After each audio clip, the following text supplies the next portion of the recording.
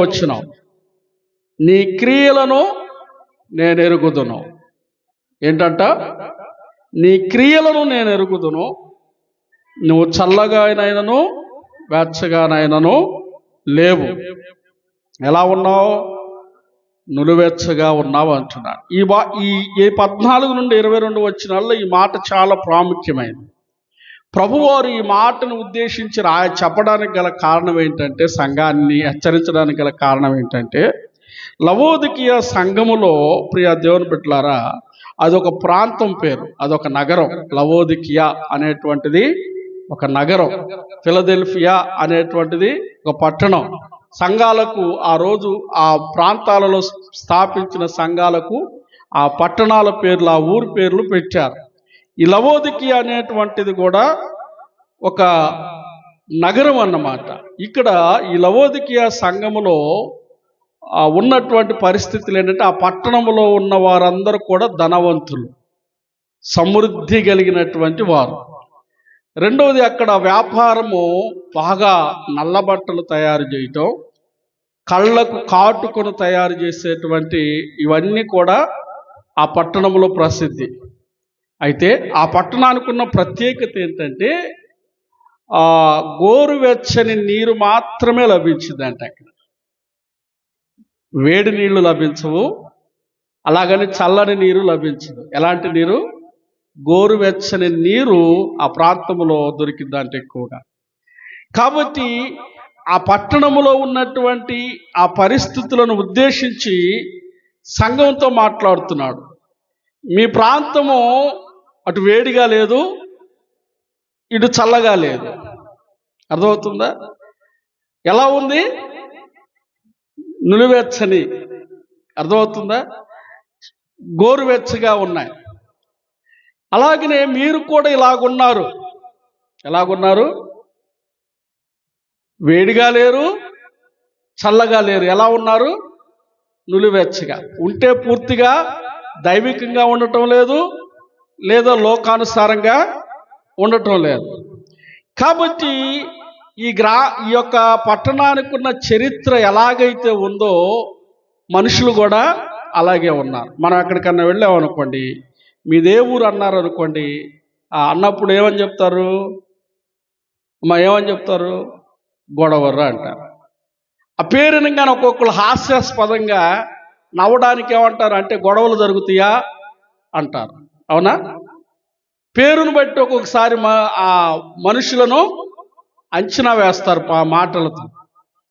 అయితే ఇప్పుడు ఆ పట్టణము, ఆ లవోదికీయ పట్టణంలో ఉన్న సంఘ బిడ్డల యొక్క పరిస్థితి కూడా ఇలాగే ఉంది, నులివెచ్చని జీవితం. ఎందుకు ఇలాంటి పరిస్థితి వీరికి చోటు చేసుకుందంటే, వీరిలో ఉన్నటువంటి ప్రాముఖ్యమైన విషయం ఏంటంటే, గర్వం ఉంది వీళ్ళల్లో. ఏముంది? గర్వం ఉంది. మాకేంట్లే, మాకు అంతా తెలుసు, మేము సమృద్ధి గలవారం, మేము జ్ఞానం కలిగిన వారం, మాకేది కొదువ లేదు అనేటువంటి స్థితిలో వీరు జీవిస్తూ ఉన్నారు. అయితే ప్రియ దేవుని బిడ్డలారా, మనం చూసినట్లయితే ఇక్కడ రాయబడినటువంటి మాట ప్రకారం వీరు వేడిగా లేరు, చల్లగా లేరు, కానీ ఎలా ఉన్నారు? మధ్యస్థితిలో ఉన్నారు. అంటే ఏంటి మధ్యస్థితి అంటే? నులివెచ్చని జీవితాన్ని కలిగి ఉన్నారు. అయితే ఇక్కడ మనం గమనించవలసినటువంటి విషయం ఏంటంటే, నేను ధనవంతుణ్ణి అనేటువంటిది, లేకపోతే నాకు అన్నీ ఉన్నాయి, దేవుని దగ్గరికి పదే పదే వెళ్ళాలంటావా? కొంతమంది ఆలోచన. ఈ లవోదికీయ సంఘములో ఉన్న వారి తలంపులు ఎలాగున్నాయో నేటి సంఘములో కూడా కొంతమంది తలంపులు ఇలాగే ఉన్నాయి. ప్రభువు ఏమంటాడంటే, అది తప్పుడు ఆత్మవిశ్వాసం అంటారు. చాలామంది ఎలాంటి ఆత్మవిశ్వాసం కలిగి ఉంటారంటే, మాకేంటంట దేవుని దగ్గర పదే పదే వెళ్ళాలంటావా? కొంతమంది భావన, మందిరానికి వెళ్ళాలంటావా? అక్కడికి వెళ్ళి ఏం చేయాలంట? మాకేం కొదువు ఉంది, వెళదాంలే, మనకు అనుకూలమైనప్పుడు పోదాం అనుకుంటారు. ఇది ఆత్మీయ స్థితిలో పతనమైన వారు ఆలోచించే విధానం ఇది. అర్థమవుతుందా? అన్నీ ఉన్నప్పుడు చాలా మందికి దేవుడు గుర్తురాడు. అన్నీ బాగున్నప్పుడు దేవునితో ఎక్కువగా సమయాన్ని గడపడానికి ఇష్టపడరు. ఈ లవోదికీయ సంఘములో ఉన్నటువంటి వారు కూడా ఇలాగే ఉన్నారు. కాబట్టి ప్రభు ఏమంటున్నాడంటే, నీవు ఎలా ఉన్నావంటే నులివెచ్చగా ఉన్నావు. ఎలా ఉన్నావు? రెండు తలంపుల మధ్య జీవిస్తున్నావు. కాబట్టి ఇలాగుంటే నేనేం చేస్తానంటున్నాడు. ఏమంటున్నాడమ్మా? నా నోట నుండి ఉమ్మివేయాలనుకుంటున్నాను. ఎగ్జాంపుల్, బైబిల్ గ్రంథంలో దేవుడు ప్రేమించి ఆదాముకి ఏదైనా తోటనిచ్చాడు. అవునా? ఆదికాండము 3వ అధ్యాయం ఏదైనా తోటను దేవుడు ఇచ్చాడు. 10వ వచనం 11వ వచనం చదువుకుందాం. ఆదికాండం. అందుకతడు, నేను నీ తోటలో నీ స్వరము విన్నప్పుడు దిగంబరినిగా ఉంటిని గనుక భయపడి దాక్కున్నాను. దేవుడు ఏమిచ్చాడు? సమృద్ధి కలిగిన ఏదేను తోటనిచ్చాడు. ఆ తోటలో చక్కగా మీరు భుజిస్తూ, పండ్లను భుజిస్తూ ప్రశాంతంగా ఉండమని ఇచ్చాడు. చాలా ఆశీర్వాదకరమైన జీవితాన్ని ఇచ్చాడు. కానీ వీరు చేసినటువంటి పని ఏంటంటే, అవ్వమ్మ గారు చేసిన పొరపాటులో ఆదాము గారు కూడా పాలు పంపులు పొంది, బాగా వినాలి ఈ మాటలు, నేను నొక్కా నుంచి చెప్తున్నా, పాలు పంపులు పొంది ఆ ఏదైనా తోటలో వాస్తవానికి ఎవరి మాట వినాలి? వీళ్ళు దేవుని మాట వినాలి. దేవుడు మాట్లాడుతూ ఉన్నప్పుడు, పిలుస్తూ ఉన్నప్పుడు వీరేం చేస్తున్నారంట? అయ్యా, నేను దిగంబరినిగా ఉన్నాను కాబట్టి నేను దాక్కున్నాను అని చెప్పాడు. ఈరోజు చాలామంది ఆరోగ్యంగా బాగుండొచ్చు, సమృద్ధి కలిగిన వారిగా ఉండొచ్చు. ఆ స్థితినిచ్చింది దేవుడే. ఏదేను తోటలోనికి దేవుడు వచ్చి పిలుస్తూ ఉన్నప్పుడు, సంఘం అనేటువంటి తోటలోనికి దైవజనుని ద్వారా దేవుడు నీకు పిలుపునిస్తున్నప్పుడు దిగంబరిగా దాక్కోకూడదు. నువ్వు దేవుని సన్నిధికి రాలేని వాడిగాను, దేవుని సన్నిధి నుండి తప్పించుకునేవాడిగాను, దేవునికి కనపడకుండా తోటలో దాక్కునేటువంటి అనుభవం కలిగిన వ్యక్తిగా ఉండకూడదు. సమృద్ధి ఉంది, కానీ దేవుని స్వరాన్ని వినాలంటే భయం. కారణం ఏంటి? తనలో ఏముంది అక్కడ? దిగంబరత్వం. అంటే ఏంటి? లోపము, పాపము.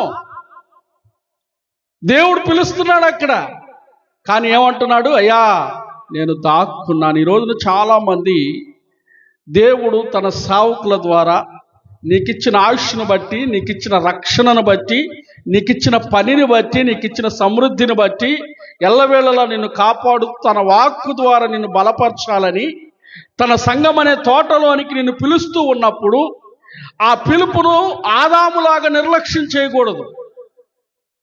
ఆదాము దాక్కున్నట్లుగా నువ్వు ఇంట్లో ఉండి దాక్కోకూడదు. ధైర్యంగా నువ్వు రావాలి. రాలేకపోతున్నావు అంటే అర్థం ఏంటి? ఆదామేమంటున్నాడు? నేను దిగంబరుడుగా ఉన్నాను. దిగంబరత్వం లోపానికి, పాపానికి సాదృశ్యం. నువ్వు రాలేకపోతున్నావు అంటే అర్థం ఏంటి? నీలో ఉన్న అవిధేయత పాపం. అవిధేయత నిన్ను దేవుని సంఘమనే తోటలోనికి రానివ్వడంలా.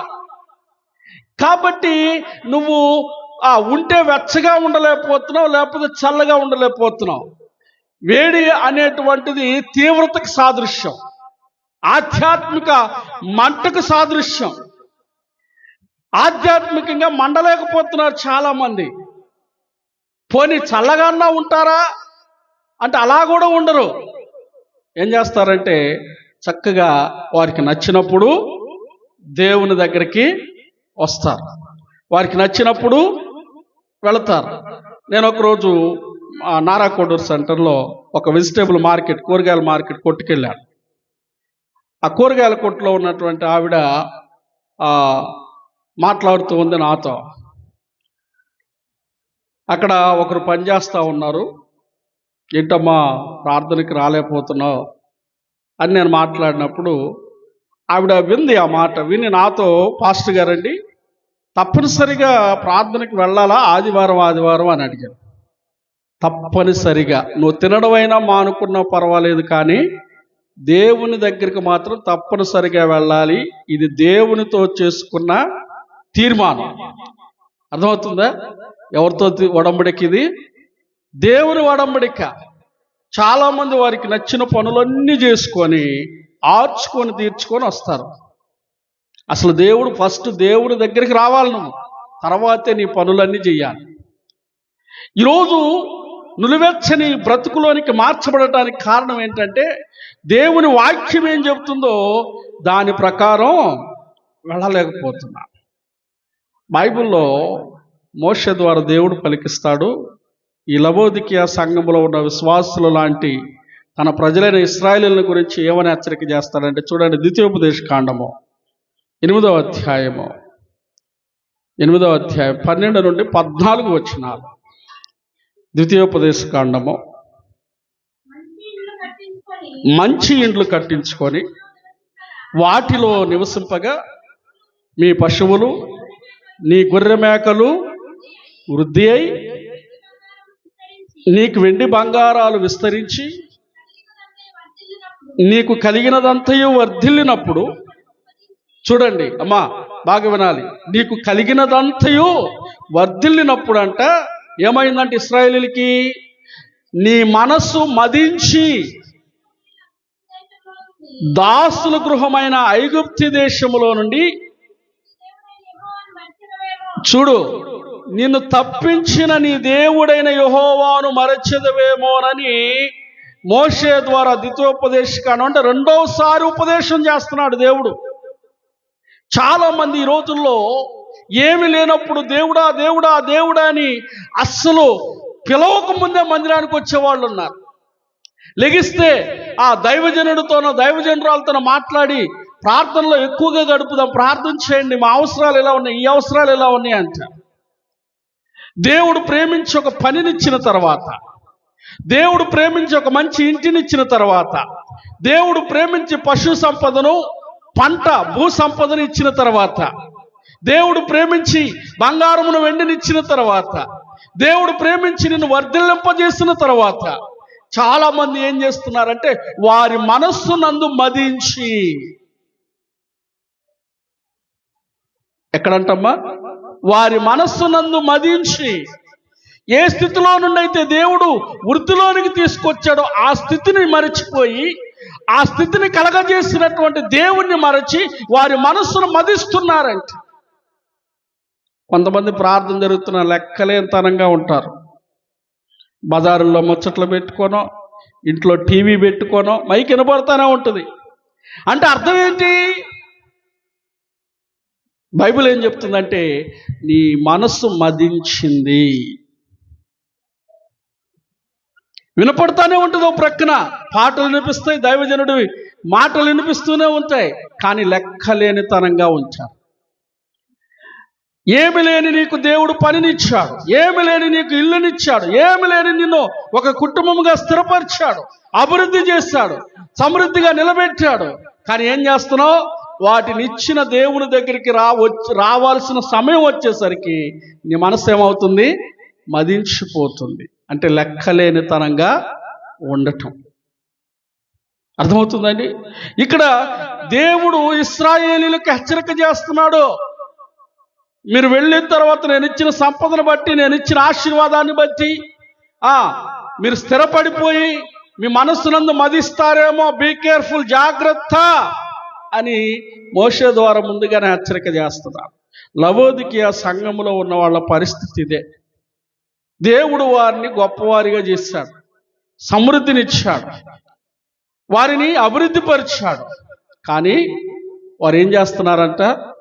మనస్సునందు మదించారు.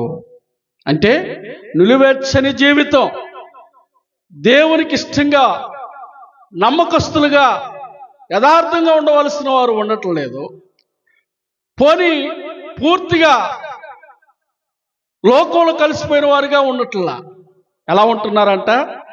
నటిస్తున్నారు. ఎలా ఉంటున్నారంటే వీళ్ళు నటన జీవితం కలిగి ఉంటున్నారు.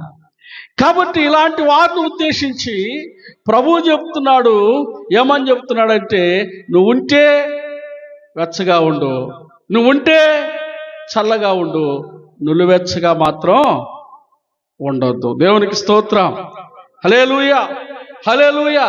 కాబట్టి ఇక్కడ ప్రభువు మాట్లాడే మాట ఏంటంటే, ఈ రోజున తన సంఘాన్ని బలపరచడానికి, తన యొద్దకు వస్తున్న బిడ్డలను సరిచేయటానికి నా ప్రభువు మాట్లాడే మాట ఏమిటంటే, నీ మనస్సునందు నువ్వు దయచేసి మదించొద్దు.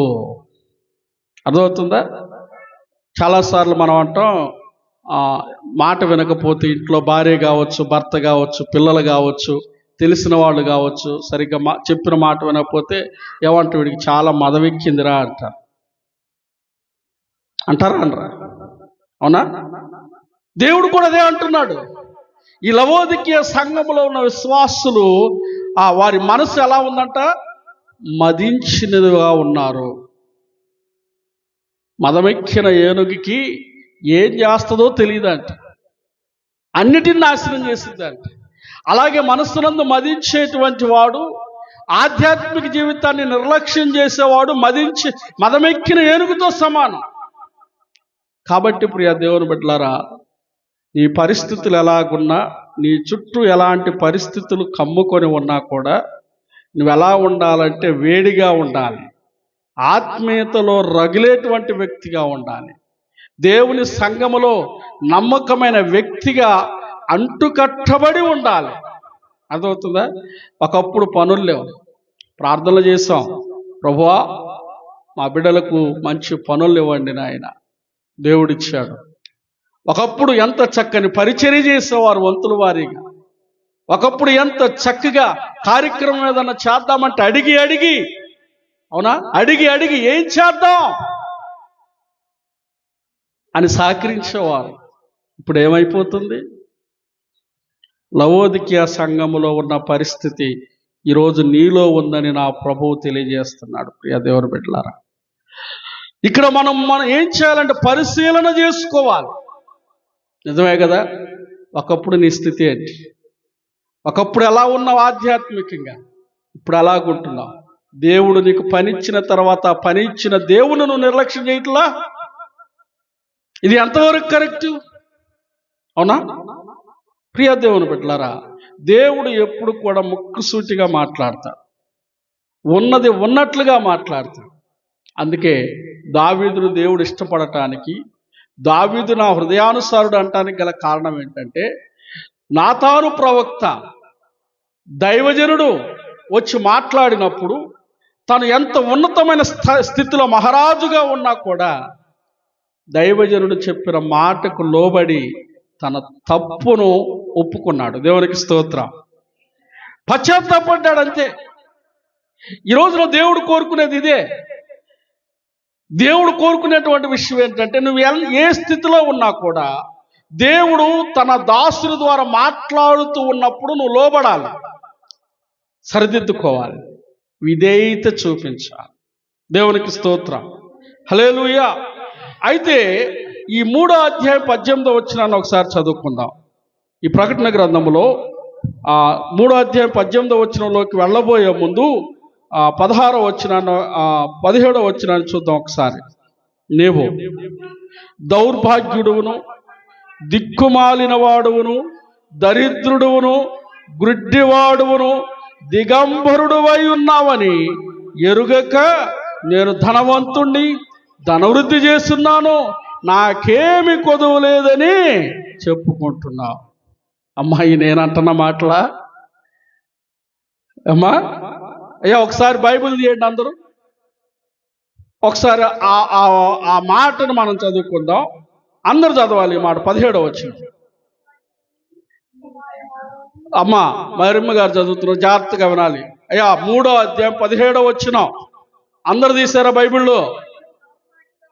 ఆగమ్మా, అందరు తీసారా బైబిళ్ళు? అయ్యా తీసారా? వెనకాల పౌలు గారు అందరు తీసారా?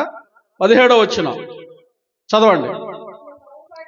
నీవు దౌర్భాగ్యుడవును, దిక్కుమాలిన వాడవును, దరిద్రుడవును, గ్రుడ్డివాడువును, దిగంబరుడువై ఉన్నావని ఎరుగక నేను ధనవంతుణ్ణి, ధనవృద్ధి చేసి ఉన్నాను, నాకేమి కొదువు లేదని చెప్పుకొనుచున్నావు. ఎలా చెప్పుకుంటున్నారంటే, ఆధ్యాత్మిక స్థితిలో నువ్వు దరిద్రుడివి. నీకు డబ్బున్నా, ఆస్తున్నా, అర్థమవుతుందా? ఆధ్యాత్మిక స్థితిలో దేవుడు చెప్తున్నాడు, నీవు దరిద్రుడివి, దిక్కుమాలినోడివి, దౌర్భాగ్యురాలివి, అర్థమవుతుందా? గుడ్డోడివి, ఆ దిగంబరుడివి, బట్టలు లేనోడు ఎట్లాగో వాళ్ళంటోడివి నువ్వు అని చెప్తున్నాడు. ఇంకా నేను ధనవంతుడను, ఏంటంటమ్మా చెప్పమ్మా, ఏమంటున్నాడు? చదువమ్మా మాట ఒకసారి చదువుకుందాం మరలా మాట. ధనవంతుడను, ధనవృద్ధి చేసి ఉన్నాను, నాకేమీ కుదవలేదు. నీవు ఆరంభములో ఏమీ లేనప్పుడు, లేదా దేవుని దగ్గరకు వచ్చినప్పుడు నీ ఆధ్యాత్మిక స్థితి ఎంత జాగ్రత్తగా ఉందో, ఎంత ఆసక్తిగా ఉన్నావో, ఇప్పుడు నువ్వు ఎలాగున్నావో పరిశీలన చేసుకోవాలి. చాలామంది ఫీలింగ్ ఏంటంటే, చర్చికి వెళ్తే ఏందో మరి ఏమనుకుంటారో మరి, చాలామందికి ఒకలాంటి గిల్టీ ఫీల్ అయిపోతూ ఉంటారు. నా చర్చికి వెళితే పాస్టర్కి ఏదో మేలు కలిగిపోద్ది, లాభం కలిగిద్దని చాలామంది ఫీల్ అవుతారు. అట్లా చర్చికి రాకపోతే నువ్వేమవుతావట? నీ స్టేట్మెంట్ ఏంటి? దేవుడు నీ గురించి ఇచ్చే స్టేట్మెంటు, అమ్మా దౌర్భాగ్యుడివి. అర్థమవుతుందా? నువ్వు ఆత్మీయతలో వెనకబడిపోతే నువ్వు దిక్కుమాలినోడివి అని చెప్తున్నాడు. నేను చెప్తున్న మాటగా చదవండి ఇంటికి వెళ్ళిన తర్వాత మరలా మాటలు. అర్థమవుతుందా? దౌర్భాగ్యుడివి, దిక్కుమాలినోడివి, గుడ్డోడివి, బట్టలు లేని దిగంబరి కంటే దారుణమైనోడు, నువ్వు దరిద్రుడు రా అంటున్నాడు దేవుడు. ఎంత బాధ లేకపోతే ప్రభు అట్లా మాట్లాడతాడు. ఎంతగా దుఃఖ పెట్టకపోతుంటే మన ప్రవర్తన ద్వారా దేవుడు అలా మాట్లాడతాడు. అవునా? నువ్వు మందిరానికి రావట్లేదంటే ప్రతిసారి నువ్వేమనుకోవాలి? ఈ మాటలు అవసరమైతే మీ ఉన్న అద్దం దగ్గర ఒక పేపర్ అంటించుకొని రాసుకొని పెట్టుకున్నది పెద్ద కెచ్చి పెన్నుతో. అర్థమవుతుందా? నువ్వు లేవగానే ఆ మాటలు నీకు కనపడాలి. నువ్వు ప్రార్థన చేసుకోకపోయినా, బైబిల్ చదవకపోయినా, మందిరానికి రాకపోయినా ఆ మాటలు నీ ముందు కనిపిస్తూ ఉంటే, ఆ మాటలు చదివినప్పుడన్న రోషం పుట్టి ఏం చేస్తావు? నేనెందుకు దౌర్భాగ్యుడిని అవ్వాలి, నేనెందుకు దిక్కుమాలిన దాన్ని అవ్వాలి, చాలామంది నాకేంటి, నాకు అన్నీ ఉన్నాయి అన్న దేవుడు అంటున్నాడు, నువ్వు దిక్కుమాలినోడివే అంటున్నాడు. అర్థమవుతుందా?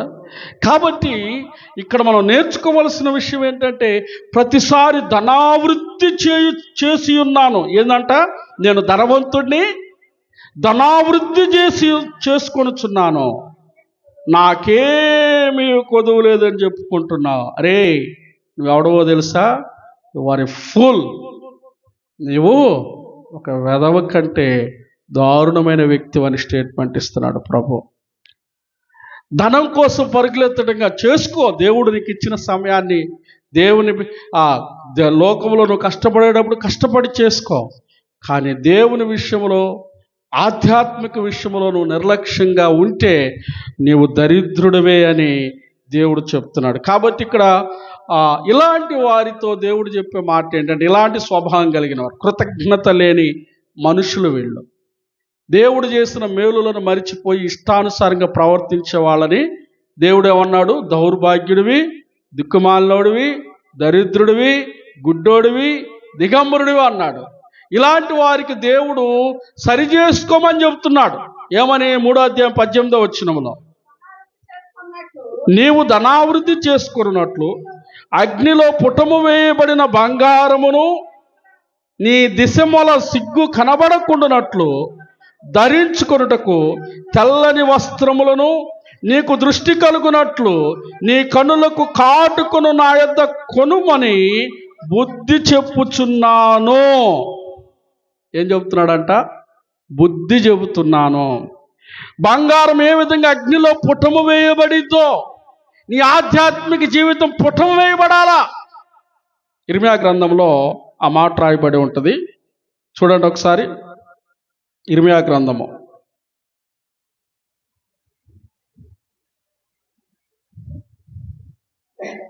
23వ అధ్యాయం 29వ వచనం. 23, 29. నా మాట, దేవునికి స్తోత్రం, నా మాట అగ్ని వంటిది కాదా, బండను బద్దలు చేయు సుత్తి వంటిది కాదా. నువ్వు ఎలా పుట్టం వేయబడాలంటే దేవుని వాక్యము అగ్ని లాంటిది. ఈ వాక్యానికి నువ్వు లోబడాలి. ఏముందలే అంతే చెప్పుకుంటూ పోతారులే అనుకున్నావు అనుకో, ఆ స్టేట్మెంట్ ఏంటి? నీవు దిక్కుమాలినోడివి, దౌర్భాగ్యురాలివి అంటాడు. ప్రభు ఉద్దేశం నీ తప్పులను ఎత్తి నిన్ను విమర్శించాలని కాదు. దేవుని ఉద్దేశం నిన్ను అవమానించాలని కాదు.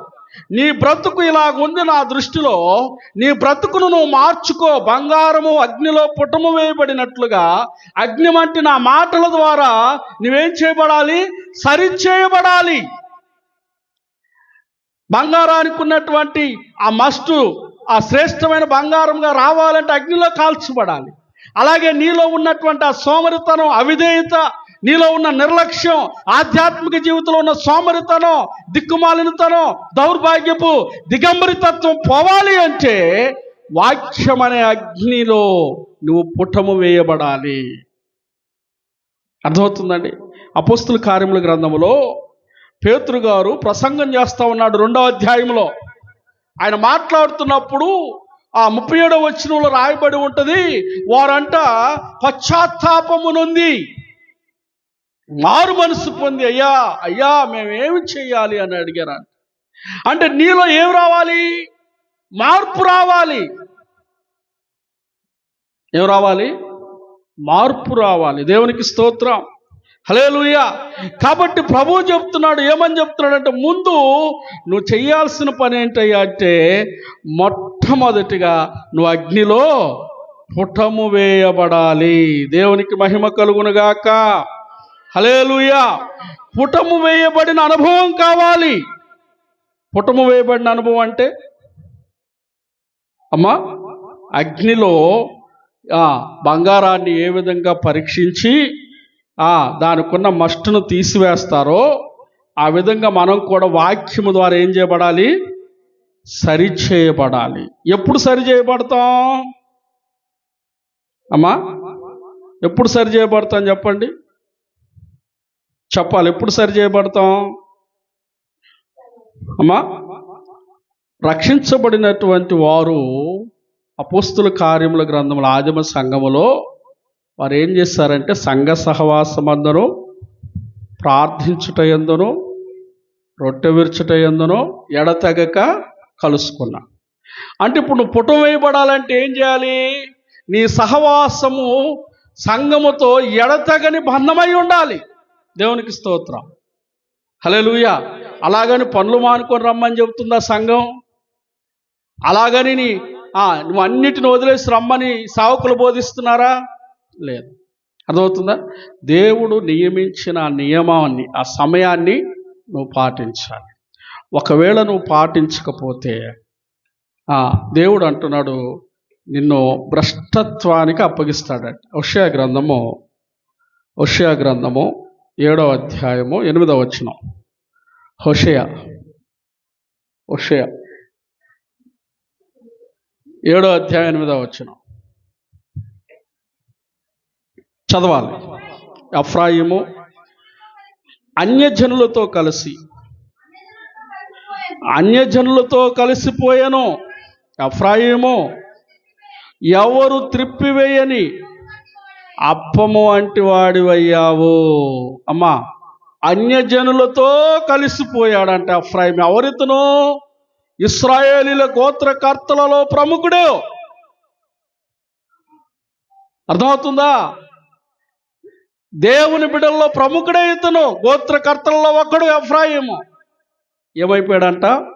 అన్యజనులలో కలిసిపోయి ఎవరు త్రిప్పివేయబడిన అప్పంలాగా అయిపోయాడంట.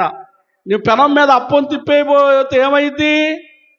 మాడిపోయింది, మాడవలసిన వస్తుంది. దాన్ని తీసుకోవడానికి ఇష్టపడతారా? ఈ రోజున చాలామంది జీవితాలు ఇలాగే ఉంటున్నాయి. త్రిప్పివేయబడిన అప్పంలాగా ఉంటున్నారు, ఎఫ్రాయిములాగా అన్యజనులతో కలిసిపోతున్నారు. ఎలాగ తయారైందంటే ఆ పులిని చూసి నక్క వాతలు పెట్టుకున్నట్లుగా తయారైపోయారు ఈరోజు విశ్వాసం. వాళ్ళు అలా ఉన్నారు, మనం ఉంటే తప్పేందంట. అర్థమవుతుందా? వాళ్ళ పరిస్థితి అలాగుంది. వాళ్ళకు లేనప్పుడు మనం అలా ఉండటం ఎందుకు ప్రత్యేకంగా? అవునా? మన ముందున్న వాళ్ళు మనకంటే సీనియర్లు,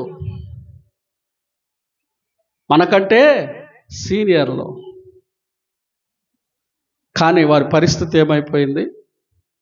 ఎగ్జాంపుల్ అర్థం అవ్వాలంటే, ఏలీ కాలంలో కుమారులు ఎలా తయారయ్యారంటే దేవునికి భయపడకుండా వారికి ఇష్టం వచ్చినట్లు ప్రవర్తించారు.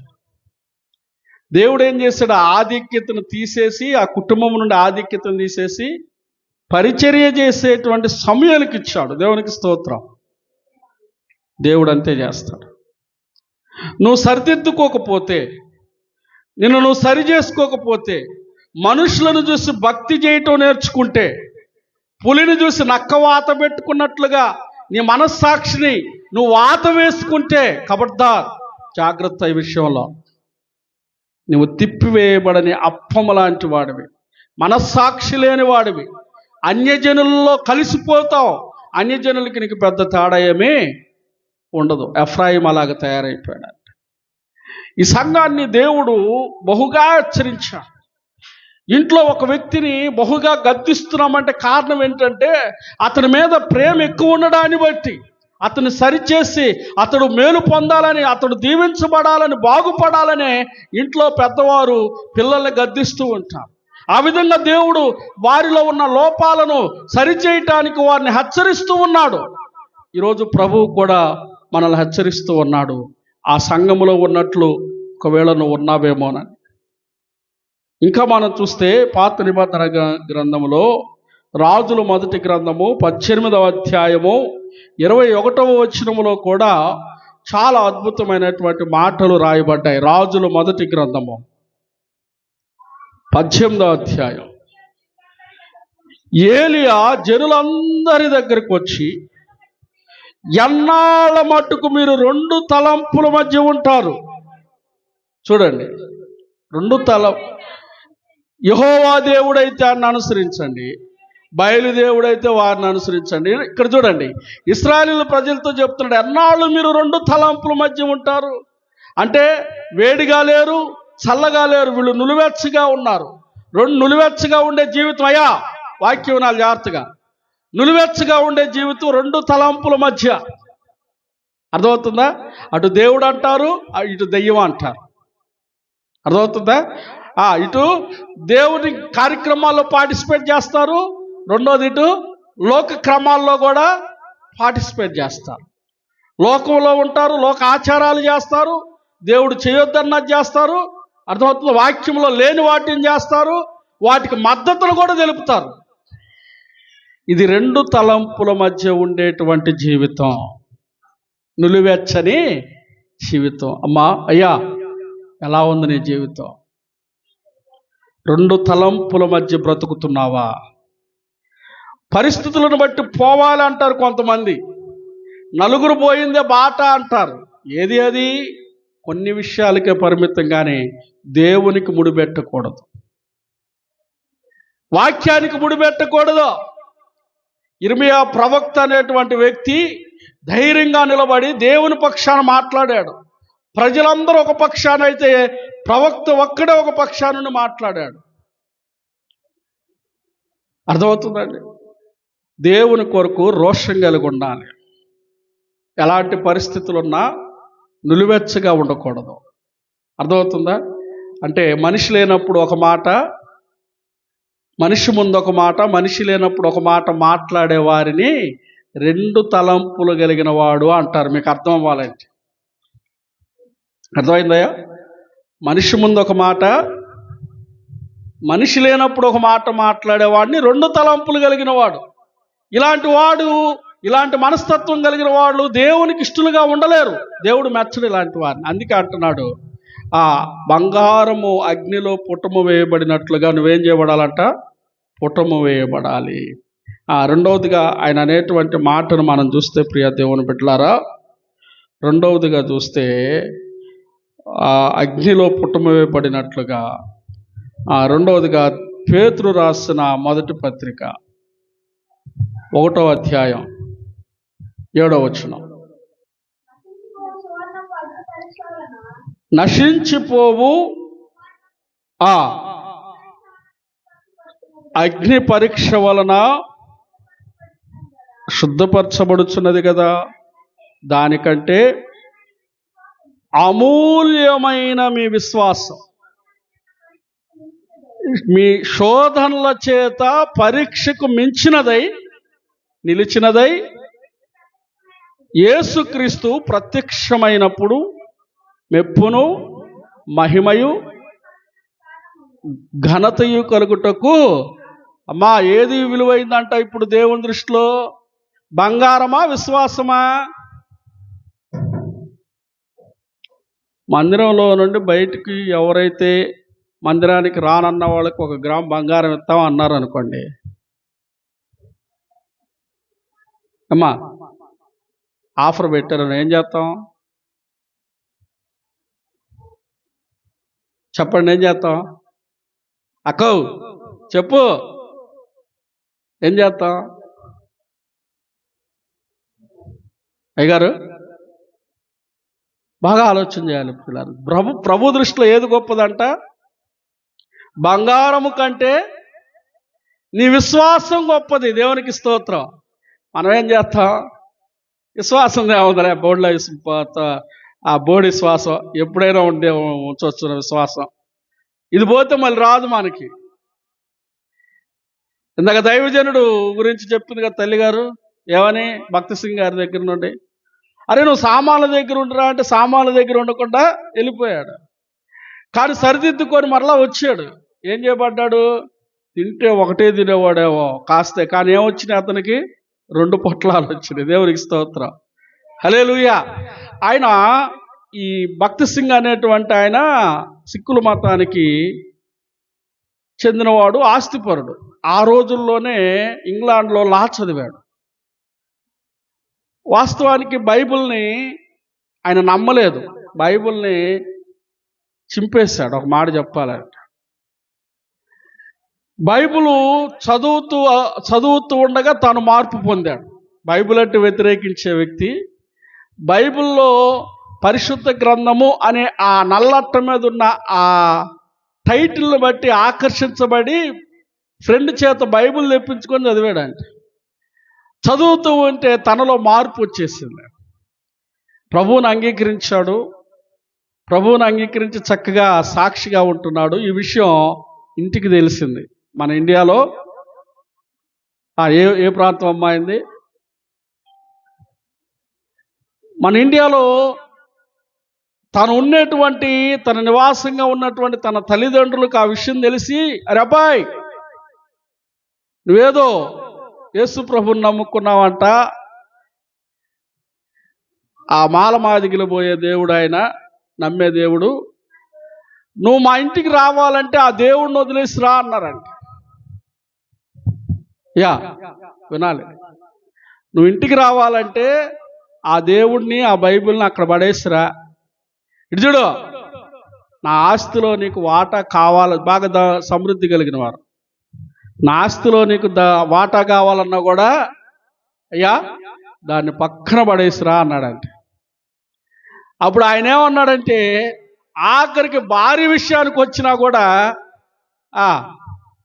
భార్యవి నువ్వు లేకపోయినా పర్లా, అయ్యా వినాలిటో, ఎక్కడి నుండి వస్తుంది నిద్ర మీకు?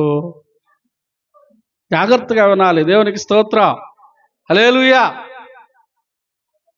భార్య నీకు లేకపోయినా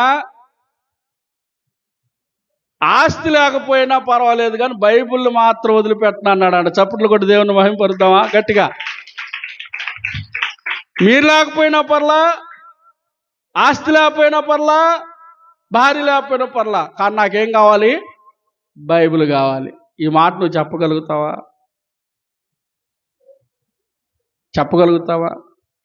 నువ్వు మందిరానికి వెళ్ళొద్దంటే ఆగిపోతాం, ఏదైనా సమస్య వస్తే ఆగిపోతాం, బాధ అనిపిస్తే ఆగిపోతాం.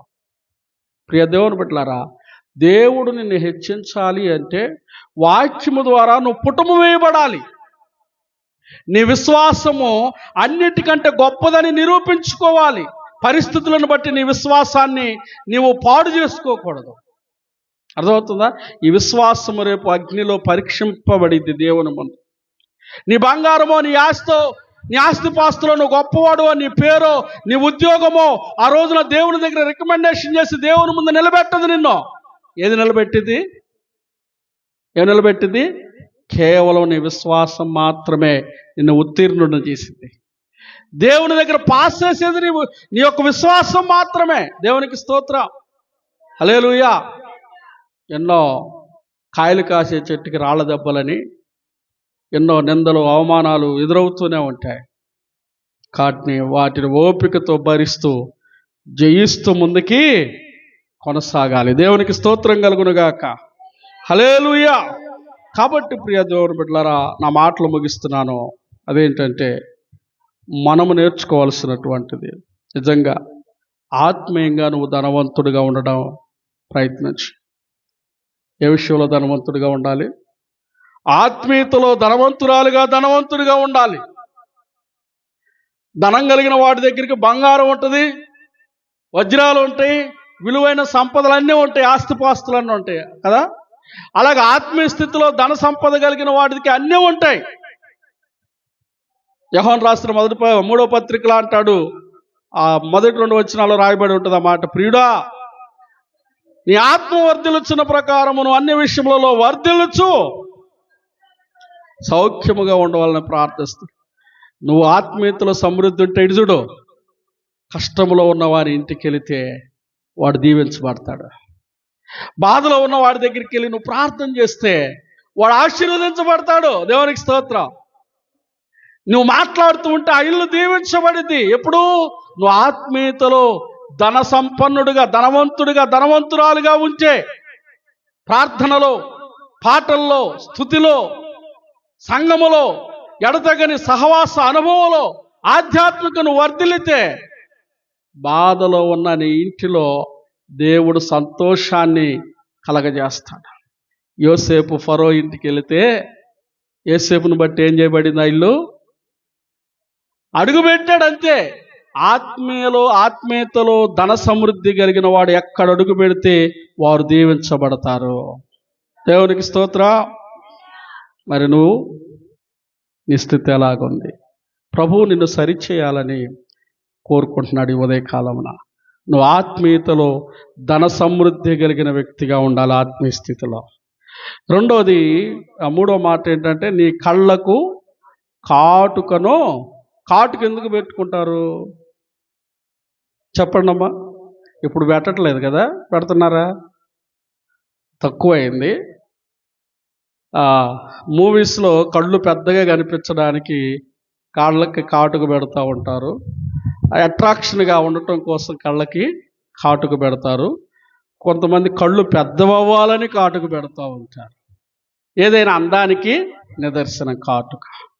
ప్రియ దేవుని బిడ్డలారా, కళ్ళకి కాటుక అనేటువంటిది పెట్టుకోవడం ఆధ్యాత్మిక జీవితం ఏమని సూచిస్తుందంటే, ఈ ప్రకటన గ్రంథం 3వ అధ్యాయం 18వ వచనంలో రాశాడు ఆ కాటుకను గురించి. నీకు దృష్టి కలుగునట్లు నీ కన్నులకు కాటుకను నా యొద్ద కొనుమని నీకు బుద్ధి చెబుతున్నాను. కాటుక దేవుని యొద్ద కొనమని చెబుతున్నాడు. అంటే కాటుక అంటే మన కళ్ళకు పెట్టుకునే కాటుక అని కాదు. అక్కడ మన ఆత్మీయ నేత్రములు తెరవబడాలి. దేవునికి స్తోత్రం. ఆత్మీయ నేత్రములు తెరవబడటానికి అర్థమవుతుందండి. వారు ఏం చేశారంట? బుద్ధి కలిగిన కన్యలు ఏం చేశారు? అక్కడికి వెళ్ళినప్పుడు బుద్ధి లేని కన్యకలు ఏమని అడుగుతున్నారు? కొంచెం మాకు ఇవ్వండి.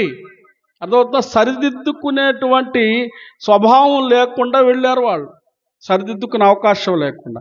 కానీ వారు అన్నిటిని సరిచేసుకొని వెళ్ళారు వాళ్ళు. అర్థమవుతుందండి? ఆత్మీయ నేత్రములు తెరవబడాలి. చాలా మందికి ఆత్మీయ నేత్రాలు మూసుకుపోతాయి. కళ్ళు మూసుకుపోయినాయి అంటారా, కళ్ళు కనపడట్లేదంటారా అంటారు. కొంతమందికి ఆత్మీయ నేత్రాలు మూసుకుపోయి దేవునిని నిర్లక్ష్యం చేస్తారు, దేవుని పనిని గొప్పగా ఎంచరు. విలియం కేరీ అనే వ్యక్తి అన్నాడు, దేవుని దగ్గర నుండి గొప్ప వాటిని ఆశించు, దేవుని కొరకు గొప్ప వాటిని చేపట్టు. దేవునికి స్తోత్రం. ఏం చేయాలంటమ్మా? ఆయన మన దేశానికి వచ్చేటప్పుడు ఓళ్ళలో బంగారం తేలా, ఇంగ్లాండ్ దొరగారు ఆయన, మన భాషలో అర్థం అవ్వాలంటే. సమృద్ధి కలిగి రాలా, భార్యను బిడ్డలను తీసుకొని వచ్చి చెప్పులు కుడుతూ అక్కడ వచ్చే డబ్బులతో కుటుంబాన్ని పోషిస్తూ సువార్తను బోధించాడు. అర్థమవుతుందా? చాలా దరిద్రమైన జీవితం. కానీ ఆయన ఉద్దేశం ఏంటంటే ఆత్మీయతలో ధనవంతుడిగా ఉన్నాడు ఆయన. దేవునికి స్తోత్రం. శారీరకంగా మొదటి స్థితి ఏంటి? దారిద్ర్యం, చెప్పులు కుట్టుకుంటూ, భాష రాదు. అర్థమవుతుందా? అలాంటి భాష కూడా నేర్చుకున్నాడు, వచ్చి దారి మధ్యలోనే నేర్చుకున్నాడు భాషను కూడా. ఎందుకు? దేవుని ప్రేమను, దేవుని సువార్తను అందించాలని ఎంత తప్పునో చూడండి. దేశం కాని దేశం వచ్చి బతకటువంటి మాటల. అవునా? ఆ రోజుల్లో, ఆయన వచ్చిన రోజుల్లో భయంకరమైన వెనకబడిన ప్రాంతం మన దేశం. నిరక్షరాస్యత, చదువు లేదు, ఆడవాళ్ళను చాలా నీచంగా చూసేవాళ్ళు. భర్త చనిపోతే భర్తతో పాటు చితిమంటల్లో భార్యను కూడా తగలబెట్టేవాళ్ళు. కానీ ఆ ఆత్మీయ ధనవంతుడు భారతదేశం మీద అడుగుపెట్టిన తర్వాత అమ్మా నిరక్షరాస్యతలో ఉన్న స్త్రీలు చదువుకునే భాగ్యాన్ని కలిగించాడు. దేవునికి స్తోత్రం చెప్పండి. పోస్ట్ ఆఫీసులో డబ్బులు కడుతున్నారే, ఆ పోస్ట్ ఆఫీస్ వ్యవస్థను స్థాపించిన వాడు ఈ ఆత్మీయ ధనవంతుడు విలియం కేరీ. దేవునికి స్తోత్రం. బ్యాంకులను తీసుకొచ్చిన వాడు ఈ విలియం కేరీ, ఆత్మీయ ధనవంతుడు. రైలు మార్గాన్ని కూడా మన ప్రాంతానికి రావటానికి కూడా కారణమయ్యాడు. ప్రియ దేవుని బిడ్డలారా, ఎంత గొప్ప పని చేస్తాడంటే ఆయన దేవుని కోసం తన జీవితంలో తన బిడ్డలను, భార్యను కోల్పోయిన ఆధ్యాత్మిక ధనవంతుడిగా నిలబడ్డాడు. భారతదేశాన్ని ఒక గొప్ప వెలుగుగా మార్చాడు. దేవునికి స్తోత్రం. హల్లెలూయా. ఆధ్యాత్మిక ధనవంతుడిగా ఉంటే నువ్వు పేదోడువైనా నువ్వు వెళ్ళిన చోట దేవుడు నిన్ను గొప్పవాడిగా చేస్తాడు. యేసేపు ఎట్ట వెళ్ళాడు? సింగిల్గా వెళ్ళాడు. వెళ్ళేటప్పుడు సింగిల్గానే వెళ్ళాడు. కానీ ఎక్కడికి వెళ్ళాడో ఆ దేశానికి రాజు అయ్యాడు. కారణం ఆత్మీయత స్థితిలో ధనవంతుడిగా, సమృద్ధిగా ఉన్నాడు. హల్లెలూయా. కాబట్టి మనం కూడా ప్రియులారా, దేవుడు ఉద్దేశించేది, ఆశించేది ఏంటంటే ఆత్మీయతలో సమృద్ధి గలవారంగా ఉండాలి, అనేకులకు మనం దీవెనకరంగా ఉండాలి. కాబట్టి సమయంలో నా మాటలు ముగిస్తున్నాను. లవోదికీయ సంఘములో ఉన్నట్లుగా నిలువెచ్చగా ఉంటే ఈరోజు నిన్ను సరిచేసుకోమని నా ప్రభువు ప్రేమ గలవాడ ఈ మాటలు నీతో మాట్లాడుతున్నాడు. కాబట్టి దయచేసి తలలు వంచుదాం, ప్రార్థన చేసుకుందాం, మన జీవితాలను సరి చేసుకుందాం. చెప్పబడిన వాక్య ప్రకారం ఎలా ఉంది నీ జీవితం? వెచ్చగా ఉన్నావా? చల్లగా ఉన్నావా? నిలువెచ్చగా ఉన్నావా? నువ్వు గనక నిలువెచ్చగా ఉంటే ప్రభు అంటున్నాడు, నువ్వు దౌర్భాగ్యుడివి, దిక్కుమాలిన దానివి, దరిద్రుడవు, దిగంబరుడవు, గ్రుడ్డివాడివి అంటున్నాడు. అయ్యో, అలాంటి పరిస్థితుల్లో నుండి నిన్ను విడిపించాలని, అలాంటి దౌర్భాగ్యపు పరిస్థితిలో నుండి దేవుని యొక్క మాటలు వినకుండా దాటివేసేటువంటి, దాక్కునేటువంటి ఆదాము లాంటి దిగంబర స్వభావంలో నీవు ఉన్నావేమో. నేను సరిచేయాలని ఆశ గలవాడై నా ప్రభువు ఉదయకాలమున హెచ్చరిస్తున్నాడు, సరిదిద్దుకోమని. అగ్నిలో బంగారం పుటము వేయబడినట్లుగా నా మాట అగ్ని వంటిది, నా మాటల ద్వారా నేను పుటము వేసుకోమని చెప్తున్నాడు. కాబట్టి మౌనముగా ఉండక నోరు తెరిచి ప్రార్థన చేద్దాం. కొద్ది నిమిషాలు నోరు తెరిచి ప్రార్థన చేద్దాం ప్రియులారా. ప్రభు ఎదుట మనల్ని మనం సరిదిద్దుకుందాం.